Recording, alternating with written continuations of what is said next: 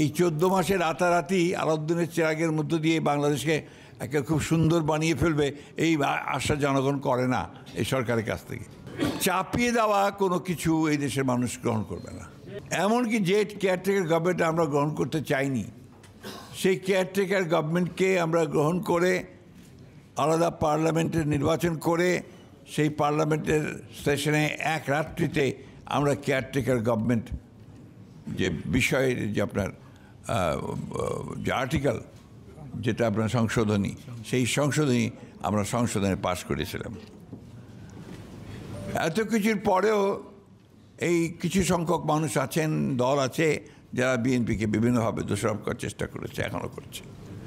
এখন তো একটা নতুন ধারণা, হঠাৎ করে যে ধারণা সম্পর্কে বাংলাদেশের মানুষের আদৌ কোনো ধারণাই নেই, পিআর পদ্ধতি। এই হাউজের মধ্যে কয়জন আছেন বলেন তো যে পিআর পদ্ধতি বোঝেন? আছেন নাকি? তো সেই পদ্ধতি তারা, যদিও সংস্কার কমিশন সেটা নিয়ে আসেনি, সংস্কারের যে যারা দায়িত্বে আছেন তারা আনেননি, কয়েকটি রাজনৈতিক দল সেই পদ্ধতি কথা বলছে এবং এটার জন্য তারা আন্দোলন করছে। নিশ্চয়ই আপনারা দেখেছেন যে আন্দোলনও করছে। এর লক্ষ্য একটাই, সেই লক্ষ্যটি হচ্ছে যে নির্বাচনকে বিলম্বিত করা, জনগণের ক্ষমতা জনগণের হাতে ফিরিয়ে দেওয়ার যে প্রক্রিয়া, সেই প্রক্রিয়াকে বিলম্বিত করা। পিআর পদ্ধতি এই দেশের মানুষ গ্রহণ করবে না। আমাদের দলের পক্ষ থেকে তো আমরা স্পষ্ট বলেছি, এখন বলছি জনগণই এই পদ্ধতি গ্রহণ করবে না।